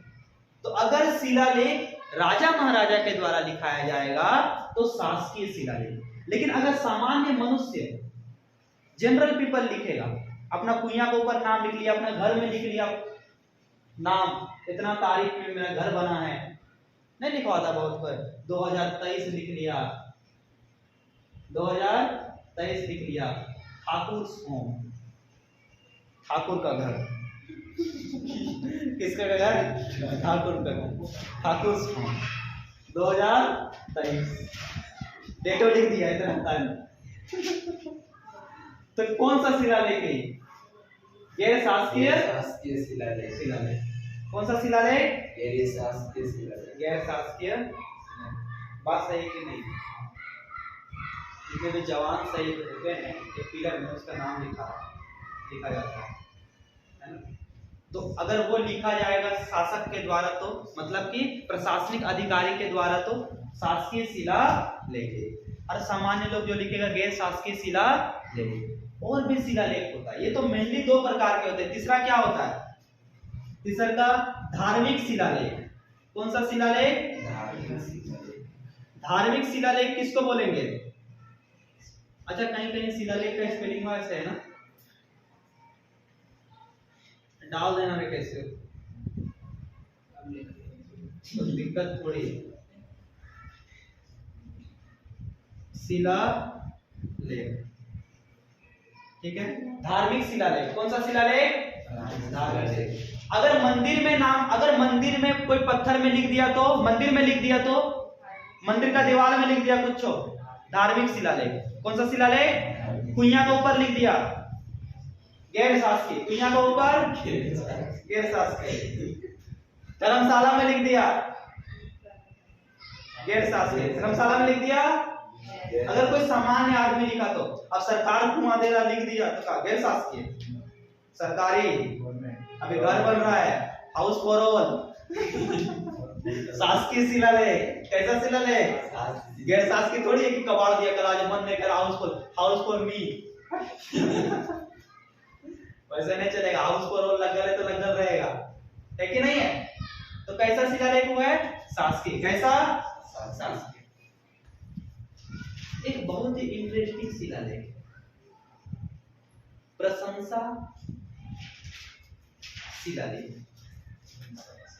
प्रशंसा शिलालेख क्या होता है? प्रशंसा शिलालेख प्रसुप्ति या फिर प्रशंसा शिलालेख। ध्यान से सुनो। चौथा, प्रसुप्ति या प्रशंसा शिलालेख। कौन सा शिलालेख? प्रशंसा शिलालेख। प्रसुप्ति या फिर प्रशंसा शिलालेख। अच्छा एक बात बताओ, राजा महाराजा के दरबार में अगर कवि हैं तो क्या कवि राजा महाराजा का बुराई करेगा? कभी बुराई करेगा? हमेशा तारीफ करेगा। हाँ हुजूर, बोलिए हुजूर, हुजूर की जय हो, ऐसे क्या करेगा? तारीफ। तो राजा महाराजा के दरबार में अगर कोई कवि है तो कवि हमेशा क्या करेगा? तारीफ, बढ़ा चढ़ा कर बोलेगा। तो अगर वो कवि जिस राजा के दरबार में रह रहा है उसके बारे में अगर किसी पत्थर में लिखेगा तो वो कवि क्या कर रहा है? राजा का प्रशंसा करेगा ना, पूरा तारीफ पर तारीफ करेगा। तो उस तरह के शिलालेख को क्या बोलेंगे? प्रशंसा शिलालेख। कौन सा शिलालेख? प्रशंसा शिलालेख। कौन सा शिलालेख? समझ में आ रहा है क्या बोल रहे हैं? प्रशंसा या प्रसुप्ति शिलालेख किसको बोलते हैं? बोलो। अगर राजा महाराजा के दरबार में कोई कवि है और वो कवि किसी पत्थर में जाके लिखेगा राजा महाराजा के बारे में तो क्या बुराई करेगा? हमेशा क्या करेगा? अच्छाई करेगा, हमेशा तारीफ करेगा। तो इस तरह के शिलालेख को क्या बोलेंगे? प्रसुप्ति या फिर प्रशंसा शिलालेख। प्रसुप्ति या फिर प्रशंसा शिलालेख। इसका एग्जांपल लिखवा दें हम, प्रसुप्ति या फिर प्रशंसा शिलालेख एग्जाम में आता है, ठीक है। मिटा दे ऊपर वाला, एग्जाम्पल एग्जाम में आएगा। देखिए जैसे फॉर एग्जाम्पल, ध्यान से समझिए, इलाहाबाद स्तंभ शिलालेख। इलाहाबाद स्तंभ शिलालेख। इलाहाबाद स्तंभ शिलालेख को, इलाहाबाद स्तंभ शिलालेख है ना, इलाहाबाद स्तंभ शिलालेख किसके बारे में लिखा गया है? कौन से राजा के बारे में? तो गुप्त सम्राट समुद्रगुप्त, गुप्त सम्राट समुद्रगुप्त के बारे में इलाहाबाद स्तंभ शिलालेख किसके बारे में लिखा गया है? गुप्त सम्राट समुद्रगुप्त के बारे में। कौन लिखा? कौन लिखा? हरिसेन। कौन लिखा? हरिसेन। आदमी का नाम क्या था? हरिसेन। किसने लिखा? हरिसेन ने लिखा। हरिसेन कौन था? इसका दरबारी कवि होगा, दरबार का कवि था। तो समुद्रगुप्त के बारे में पूरा लिख दिया। और उस शिलालेख का नाम क्या है? इलाहाबाद स्तंभ शिलालेख।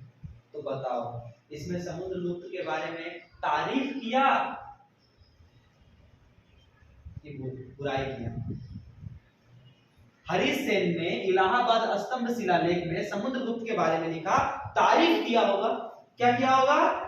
तो ये कौन सा शिलालेख है? प्रशंसा शिलालेख। Example number 1। Example number 2, Kalinga राजा खारवेल का हाथी गुफा शिलालेख। एग्जाम्पल 2 का है कलिंग राजा खारवेल का, कलिंग राजा खारवेल का हाथी गुफा शिलालेख। कौन सा शिलालेख? कलिंग राजा खारवेल का हाथी गुफा शिलालेख। कौन सा लेख है? ये भी है प्रसुप्ति या फिर प्रशंसा शिलालेख। तीसरा एग्जांपल का है चालुक्य राजा पुलकेशिन द्वितीय का आईहोल शिलालेख। कौन सा? चालुक्य राजा पुलकेशिन द्वितीय का, पुलकेशिन द्वितीय का आईहोल शिलालेख, आईहोल शिलालेख। चालुक्य राजा पुलकेशिन द्वितीय का आईहोल शिलालेख। ठीक है, ये सारा शिलालेख जो है वो कैसा शिलालेख है?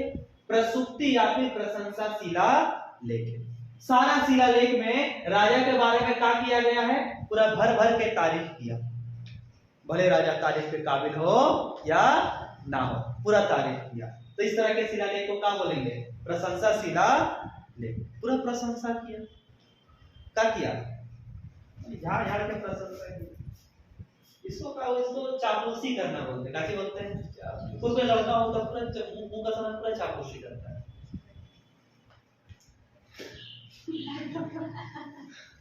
पूरा क्या करता है? पूरा चापलूसी करता है। इसको चापलूसी करना बोलते हैं। क्या बोलते हैं? अब पीठ पीछे पूरा बुराई करेंगे ना, है कि नहीं? तो कौन कौन मुंह का सामने पूरा चापलूसी करता है? कोई नहीं करता। जो बंदा रहता है फेस पीछे में डाल, मैं अगर मैं किसी का लेख है वो चलो जो बोलना चाहता है सब देख में बोलता है।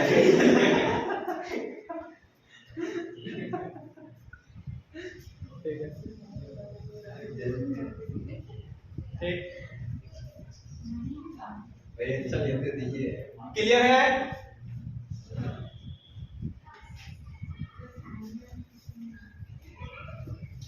अच्छा, तांबा के प्लेट पर भी लिखा जाता था। पत्थर पर तो लिखा ही जाता था, तांबा के प्लेट पर भी लिखा जाता। दक्षिण भारत में कहां पर लिखा जाता था? तांबा के प्लेट पर। दक्षिण भारत में किस पर लिखा जाता था? तांबा के दक्षिण भारत में किस पे लिखा जाता था?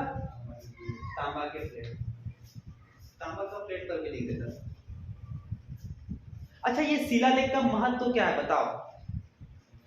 क्या शिलालेख किसी भी व्यक्ति के बारे में बताता है? बताता है। बताता है कि नहीं बताता है? शिलालेख व्यक्ति के बारे में बताता है। व्यक्ति का आर्थिक स्थिति कैसा है, राजनीतिक स्थिति कैसा है, सामाजिक स्थिति कैसा है, सब बताता है। आज यहाँ पर क्या हो रहा नहीं हो रहा, पत्थर में लिख दिया जाए कहीं पर भी, तो क्या उस 100 साल के बाद लोग समझ पाएंगे कि नहीं कि आज यहाँ पर क्या हुआ? जैसे मान लो कि एग्जाम हुआ, एक लड़का फर्स्ट आया, हम यहाँ पर शिलालेख खुदवाएं, पत्थर लगवाएं, जो फर्स्ट आया उसका पत्थर में सबसे पहले ऊपर नाम। 100 साल के बाद हम तो नहीं रहेंगे, कोई और टीचर आके पढ़ाएगा मान लो, हाँ 100 साल पहले ये फर्स्ट आया था। है कि नहीं है? तो शिलालेख व्यक्ति के बारे में बताता है कि नहीं बताता है? बताएगा, लेकिन उसके बारे में लिखिएगा तभी बताएगा, बिना लिखे। तो शिलालेख का पहला महत्व व्यक्ति के बारे में ये क्या करता है? बताता है। दूसरा महत्व साम्राज्य विस्तार। सोचो अगर हम अपना साम्राज्य का विस्तार करना चाहते हैं तो क्या जगह जगह हमको निशानी नहीं देना पड़ेगा कि मेरा जमीन है? अरे भाई, कभी कभी रोड में कौन कौन जीटी रोड में दौड़ने जाते हैं कि नहीं दौड़ने जाते? हाईवे रोड में दौड़ने जाते हैं कि नहीं दौड़ने जाते? जब आप दौड़ने जाते हो तो कहीं कहीं पर पत्थर में ऐसे लिखा हुआ नहीं रहता है, इतना किलोमीटर, इतना किलोमीटर, इतना किलोमीटर, हाँ कि ना? लिखा हुआ रहता है ना? तो अगर मान लो कि किसी का घर है, जैसे मान लो बाउंड्री है, एक राज्य का दूसरे राज्य का बाउंड्री, ये पश्चिम बंगाल और ऊपर में सिक्किम, ऊपर में सिक्किम। तो पश्चिम बंगाल कहां तक है? जहां तक बॉर्डर है वहां पर मान लो पत्थर में लिख दिया पश्चिम बंगाल, पश्चिम बंगाल। अरे पत्थर का अपोजिट साइड में क्या लिख दिया? सिक्किम सिक्किम। तो क्या शिलालेख के द्वारा साम्राज्य का विस्तार कहां तक है ये पता चलेगा कि नहीं चलेगा? अब पत्थर में लिखा हुआ है Burnpur 1 kilometre, Burnpur 2 kilometre, Burnpur 3 kilometre, यानी बरनपुर से 1 किलोमीटर, 2 किलोमीटर, 3 किलोमीटर, यहाँ पर सिर्फ बरनपुर, तो पता चलेगा ना यहाँ पर बरनपुर है। पत्थर में लिख दिया बरनपुर, यहाँ बरनपुर है, यहाँ तक बरनपुर है, यहाँ तक आसनसोल है, इसके बाद आसनसोल नहीं है। इस तरह से निशानी देंगे कि नहीं देंगे?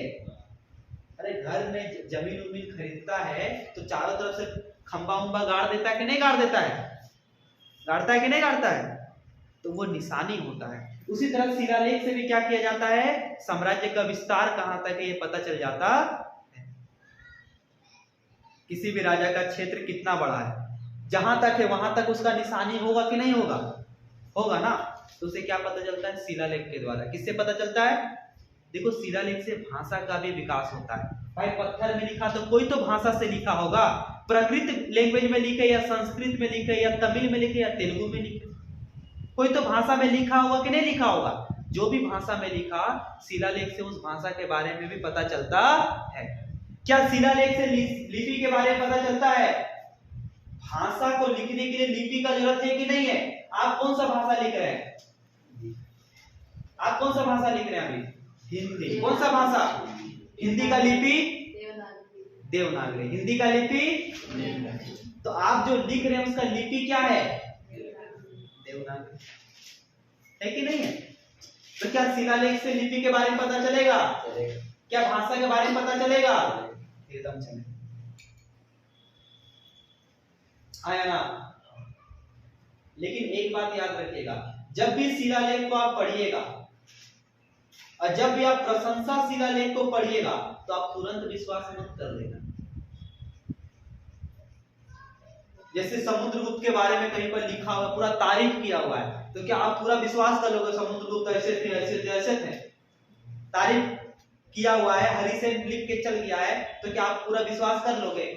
क्या प्रशंसा शिलालेख के ऊपर विश्वास किया जा सकता है? किया जा सकता है? नहीं। क्यों नहीं किया जा सकता है? क्यों नहीं किया जा सकता है? क्योंकि कवि उसके बारे में क्या किया है? सिर्फ तारीफ किया है। क्या किया है? नहीं करेगा तो बताओ। शिलालेख, प्रशंसा शिलालेख के ऊपर क्या तुरंत विश्वास किया जा सकता है? किया जा सकता है? किया जा सकता है? लास्ट हम लोग को जो पढ़ना है वो है सिक्का। क्या पढ़ना है? खत्म। क्या पढ़ना है? सिक्का। जहां तक पढ़े वहां तक का रिवीजन है ना? बिठा दे सब। बताओ, पहले सिक्का पढ़ा दें। ठीक, तो ध्यान से देखिए यहाँ पर सिक्का के बारे में। पहले पूछ ले, फिर दोनों मिक्स हो जाएगा सब बात। पहले शिलालेख को पूछ लेते हैं ना। बोलो शिलालेख क्या होता है? शिलालेख क्या होता है? पत्थर पर लिखा हुआ लेख या स्तंभ पर लिखा हुआ लेख क्या कहलाता है? शिलालेख। क्या कहलाता है? शिलालेख। अच्छा, शिलालेख कितने प्रकार के होते हैं? 3 प्रकार। मेनली 2 प्रकार के। मेनली कितने प्रकार के होते हैं? कौन कौन सा? शासकीय शिलालेख, गैर शासकीय शिलालेख। शासकीय शिलालेख को कौन जारी करता है? राजा या सम्राट। गैर शासकीय? साधारण मनुष्य। साधारण। इसके अलावा और कौन कौन से शिलालेख होते हैं? धार्मिक शिलालेख, मंदिर पर लिखा गया शिलालेख। अगर कोई कवि तारीफ किया किसी राजा के बारे में तो प्रशंसा शिलालेख। प्रशंसा शिला। समुद्रगुप्त का प्रशंसा शिलालेख का नाम बताओ। इलाहाबाद स्तंभ शिलालेख। इलाहाबाद स्तंभ शिलालेख। इलाहाबाद स्तंभ शिलालेख। कलिंग राजा खारवेल का कौन सा शिलालेख? कलिंग राजा खारवेल का कौन सा शिलालेख? हाथी गुम्बा शिलालेख। कौन सा शिलालेख? चालुक्य राजा पुलकेशिन द्वितीय का। चालुक्य राजा पुलकेशिन द्वितीय का आई होल शिलालेख। कौन सा शिलालेख? आई होल शिलालेख। शिलालेख जब लिखेंगे तो कोई भाषा में लिखेंगे, किसमें लिखेंगे? कोई भाषा में, भाषा किसी लिपि में लिखेंगे, भाषा किसी लिपि में लिखेंगे। क्या प्रशंसा शिलालेख में तुरंत विश्वास किया जा सकता है? क्यों नहीं किया जा सकता है? क्योंकि उसमें कवि सिर्फ तारीफ करता है, तारीफ पर तारीफ, है ना। चलिए लास्ट क्या है? लास्ट है सिक्का। क्या है? सिक्का। लास्ट क्या है बाबू लोग? सिक्का। ध्यान से देखिए, सिक्का के अध्ययन को क्या बोलते हैं? अगर हम सिक्का का अध्ययन करेंगे तो उसे क्या कहा जाता है? सिक्का का अध्ययन कहा जाता है न्यूमिस्मेटिक्स। बहुत इंपॉर्टेंट है। सिक्का का अध्ययन क्या कहा जाता है? न्यूमिस्मेटिक्स। न्यूमिस्मेटिक्स। सिक्का का अध्ययन क्या कहा जाता है? न्यूमिस्मेटिक्स। न्यूमिस्मेटिक्स। हाँ, नया नया मिस आई है, न्यूमिस और क्या करके है? मैट्रिक्स। मैट्रिक्स तो मैट्रिक्स, न्यूमिस्मेटिक्स। न्यूमिस्मेटिक्स। सिक्का का अध्ययन न्यूमिस्मेटिक्स। सिक्का का अध्ययन, शिलालेख का अध्ययन, शिलालेख भी था, शिलालेख का अध्ययन, सिक्का का अध्ययन न्यूमिस्मेटिक्स। सिक्का का अध्ययन न्यूमिस्मेटिक्स। अच्छा ध्यान से सुनो, भारत में कब से सिक्का, अच्छा विश्व का सबसे प्राचीनतम सिक्का कौन सा है? लीडिया का सिक्का। लीडिया कहां पर है? आज जहां पर तुर्क है ना, तुर्की, वहां पर पहले लीडिया था। क्या था? लीडिया। तो विश्व का प्राचीनतम सिक्का, विश्व का प्राचीनतम सिक्का, विश्व का प्राचीनतम सिक्का बताओ कहां का सिक्का? लीडिया का सिक्का। कहां का सिक्का? लीडिया का सिक्का। कितना साल पहले का है? 700 बीसी। ईसा मसीह से 700 साल पहले। कहां का सिक्का? लीडिया का सिक्का। विश्व का प्राचीनतम सिक्का, लीडिया का सिक्का। भारत में कब से सिक्का चलना शुरू हुआ? भारत में सिक्का का प्रारंभ कब से हुआ? भारत में सिक्का का प्रारंभ 5वीं शताब्दी ईसा पूर्व से, यानी ईसा मसीह के 500 साल पहले से भारत में क्या हुआ? सिक्का का प्रारंभ हुआ। भारत में सिक्का का, तो इससे पहले सिक्का नहीं था तो काची करता था भारत में? कैसे चलता था सब काम? इससे पहले सिक्का था, लेकिन उस सिक्का में मुहर कुछ नहीं था, प्लेन सिक्का। चांदी का सिक्का होता था पहले, और काची होता था, पूरा प्लेन सिक्का होता था। लेकिन 5वीं शताब्दी ईसा पूर्व के बाद से सिक्का में खुदाई करके सिक्का छाप के आने लगा। उससे पहले सिक्का होता था कि नहीं होता था?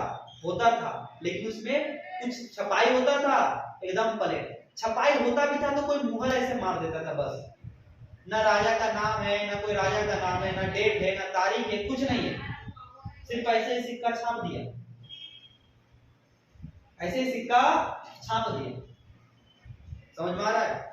5वीं शताब्दी ईसा पूर्व पहले से जो सिक्का का इस्तेमाल होता था उसको बोलते हैं करसापन। क्या बोलते हैं? करसापन। करसापन क्या है? भारत का सिक्का करसापन। क्या बोलते हैं? करसापन। 5वीं शताब्दी बीसी से पहले करसापन क्या है?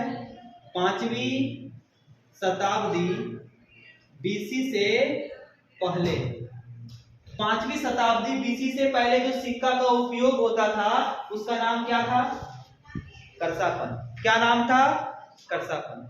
ईसा मसीह के 500 साल पहले जो सिक्का चलता था उसका नाम क्या था? करसापन। क्या इस सिक्का में किसी तरह का खुदाई होता था? क्या इस सिक्का में किसी तरह का खुदाई होता था? नहीं होता, किसी भी तरह का खुदाई नहीं। समझो ध्यान से यहां पर, करसापन कितना साल पहले? 5वीं शताब्दी बीसी से पहले। क्या उस सिक्का में खुदाई होता था? नहीं होता। ठीक है, देखो भारत में एक काल, दो काल है वैसा, फिलहाल अभी एक याद रखो, गुप्त काल। गुप्त काल को स्वर्ण काल कहा जाता है, क्योंकि भारत में जब गुप्त वंश का शासन था उस समय सोना का सिक्का चलता था। भारत में जब गुप्त वंश का शासन था उस समय सोना का सिक्का चलता था। तो क्या भारत में सोना का सिक्का चलता था? क्या भारत में सोना का सिक्का चलता था? अरे हाँ चलता था, अभी बताया गुप्त काल में चलता था। क्या भारत में सोना का सिक्का चलता था? कौन से काल में चलता था? गुप्त काल में। तो गुप्त काल में कौन सा सिक्का चलता था? स्वर्ण सिक्का। कौन सा सिक्का? गुप्त काल में स्वर्ण सिक्का। स्वर्ण का मतलब सोना का सिक्का चलता था। तो क्या गुप्त काल को स्वर्ण काल नहीं कह सकते हैं? सोना का काल। किसका काल? सोना का काल। तो कौन से काल में भारत में सोना का सिक्का चलता था? बोलो। गुप्त काल में। कौन से काल में? सिक्का का अध्ययन क्या कहलाता है? सिक्का का अध्ययन क्या कहलाता है? न्यूमिस्मेटिक्स। क्या कहलाता है? विश्व का प्राचीनतम सिक्का लीडिया का सिक्का, ईसा पूर्व 700। भारत में सिक्का का प्रारंभ 5वीं शताब्दी ईसा पूर्व से। 5वीं शताब्दी ईसा पूर्व से पहले क्या भारत में सिक्का चलता था? कौन सा सिक्का होता था? करसापन। कौन सा सिक्का होता था? 5वीं शताब्दी से पहले भारत में सिक्का चलता था। कौन सा सिक्का? करसापन। कौन सा सिक्का? करसापन। गुप्त काल में कौन सा सिक्का चलता था? स्वर्ण सिक्का। कौन सा सिक्का? स्वर्ण सिक्का। ठीक है। अच्छा, सिक्का तो होता था, क्या सिक्का को जमा करने के लिए कोई बैंक होता था? तो सिक्का को कहाँ रखता था? अरे डिब्बा उब्बा में बंद करके, गड्ढा करके नीचे गाड़ देता था सिक्का को। अरे मेरे घर का पड़ोसी है, करण का बाबूजी, ठीक है, मतलब वो है कोई करण है, ठीक है, उसका बाबूजी तो काची किया, रिक्शा चलाता था ना, रिक्शा चलाता है, तो पैसा कोई डिब्बा में भर के नीचे गड्ढा करके गाड़ गाड़ के रखता था उसमें। जब निकाला बहुत दिन के बाद पैसा, तो पैसा सड़ गया। नोट रखता था, नोट तो नोट काची हो गया, सड़ गया। पैसा बचाता था उससे करके, जमीन में गाड़ के रख के, तो पैसा काची हो गया, सड़ गया। अब बहुत दिन तक जमीन में गाड़ के रखेगा, डिब्बा में अंदर भर के रखा, चाहे कुछ में भर के रखा, तो सड़िए गल जाएगा ना, बचेगा थोड़े। अब मिट्टी का नीचे जमीन था उसका, तब तो और खराबी करेगा, है कि नहीं है? तो सिक्का तो बच जाएगा, लेकिन नोट उनका होता है ये सब बचेगा नहीं। हल्का सा पानी उनी कुछ लगा, दिया उया लग गया अंदर में, नोट खत्म, पीछे से दिया खा गया, खोल कर दिया। 100 रुपया जहाँ लेके उसी को उड़ा दिया वाले। नोट लेके घूर रहा, 100 रुपया निकले नहीं है, कैसे देगा किसी को, है कि नहीं है? तो सिक्का को सुरक्षित रखने का क्या उपाय था? जमीन का नीचे गाड़ दो। जब बैंक नहीं था तो यही उपाय था ना, जमीन का नीचे क्या कर दो, गाड़ दो। हाँ, भूल गया तो बस खुदो, घरे खोद देगा पूरा। पता नहीं चलेगा कहाँ गाड़े, पूरा घरे खोद दिया सिक्का निकाले के, है कि नहीं? तो सिक्का को ऐसे सुरक्षित रखा जाता था। सिक्का का उपयोग लेन देन में करता था। भाई हम आपसे कुछ सामान लिए, आपको क्या दे देंगे? सिक्का। पहले सामान का बदले सामान देता था, सामान का बदले सामान। आप हमको तेल दो, हम आपको पानी देंगे, सामान का बदले सामान। है कि नहीं? कैसे देंगे? पानी दे देंगे, तेल सामान का बदले। लेकिन वैसे नहीं चलेगा। कोई चावल दिया 2 किलो, तो उसका आधा किलो काची दे दिया दाल। भाई मूल्य भी तो देखना पड़ेगा ना, चावल का दाम कम, दाल का दाम ज्यादा, है कि नहीं है? चलो भारत में और क्या चलता था? गधैया सिक्का, एकदम इंपॉर्टेंट है। भारत में कौन सा सिक्का चलता था? गुप्त काल के बाद उत्तर प्रदेश, लिख लो, गुप्त काल के बाद उत्तर प्रदेश, राजस्थान और गुजरात में गधैया पैसा का प्रचलन था। क्या लिखे है? गुप्त काल के बाद उत्तर प्रदेश, राजस्थान और गुजरात में गधैया पैसा का क्या था? प्रचलन। कौन सा पैसा का प्रचलन था? गधैया पैसा। कौन सा पैसा? गुप्त काल के बाद भारत में उत्तर प्रदेश, राजस्थान और गुजरात में, उत्तर प्रदेश, राजस्थान और गुजरात में गधैया पैसा का प्रचलन था। कौन सा पैसा का प्रचलन था? गधैया पैसा का प्रचलन था। गधैया पैसा का क्या था? प्रचलन था। तो ये तो सिक्का का कहानी है। क्या सिक्का से हम लोग इतिहास को जान सकते हैं? एकदम जान सकते हैं भाई। उसमें राजा का नाम लिखा हुआ है, उसमें तारीख लिखा हुआ है, उसमें राजा का वंश लिखा हुआ है। तो क्या हम लोग इतिहास को नहीं जान सकते हैं? क्या सिक्का से ये पता चल सकता है उस समय की आर्थिक स्थिति कैसी थी? गुप्त काल में सोना का सिक्का, तो भिखारी भीख मांगता वो सोना का सिक्का मिल रहा है। समझ रहा है? और आज तो सिक्के गायब, आज डिजिटल, आज कुछ नहीं मिलेगा देखने को, खाली देखने को मिलेगा, छूने को कुछ नहीं मिलेगा। फोन लेके गया, डिजिटल पेमेंट करके आ गया, मोबाइल में नंबर दिखा रहा 5607 रुपया, पैसा छू नहीं पा रहा। अब सोच कितना खराब स्थिति आ गया है कि नहीं है जी? अभी 2000 का नोट बंद। धीरे धीरे आप अपना पैसा चेंज करवा लें, नहीं तो फिर आपका नोट नहीं चलेगा, जमीन पर चलेगा। ऐसे नहीं, बहुत काला धन सब जमा कर करके रखा था 2000 नोट के रूप में। अभी महिलाएं अपना 2000 का नोट निकालेगी, है ना? घर में पैसा आएगा, काला धन साला व्हाइट धन में बदलेगा। समझ में आ रहा है? अच्छा, सिक्का जो है, देखो सिक्का का महत्व क्या चीज है? What are the importance of coins? सिक्का का महत्व क्या है? क्या सिक्का से इतिहास के बारे में जान सकते हैं? सिक्का से राजा के बारे में जान सकते हैं, समय के बारे में जान सकते हैं? क्या सिक्का से धर्म के बारे में जान सकते हैं? अगर किसी सिक्का में मूर्ति है तो हाँ, इस समय ये राजा इस भगवान का पूजा करता था, इस भगवान का यहाँ पर पूजा होता था, राजा इस धर्म से है, राजा इस धर्म से है। क्या सिक्का से ये जान सकते हैं कि कला और संस्कृति, कला के बारे में?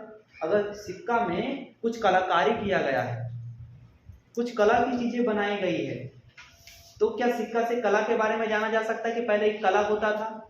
संस्कृति के बारे में देखो, समुद्रगुप्त के समय का जो सिक्का है उसमें बीना बजाते हुए एक मूर्ति है।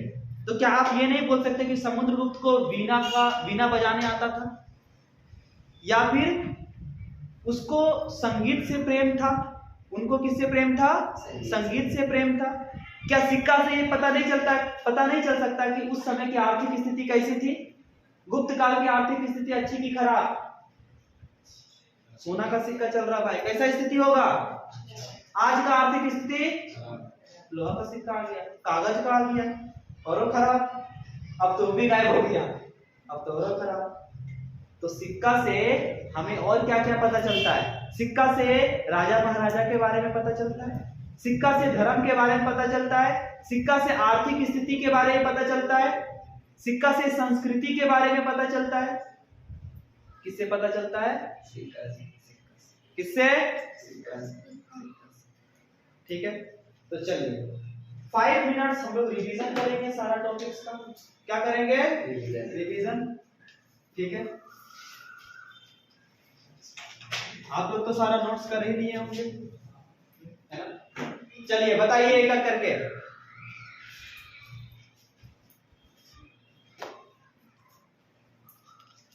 माइक्रोलिट्स कैसा पत्थर है? पतला और माइक्रोलिट्स कैसा पत्थर है? पतला और नुकीला। जब कृषि की शुरुआत हुई तो क्या पुरातात्विक साक्ष्य में बदलाव हुआ? क्या क्या मिला? हसिया, फावड़ा, बांध तो शिकार वाला में मिला था, लेकिन खेती के बाद यही सब मिला है ना। बहुत अच्छा। बताओ, रेडियो कार्बन C14 डेटिंग के द्वारा क्या पता करते हैं? किसी भी कार्बनिक वस्तु का तारीख कि कितना साल पुराना है, कितना साल पुराना है।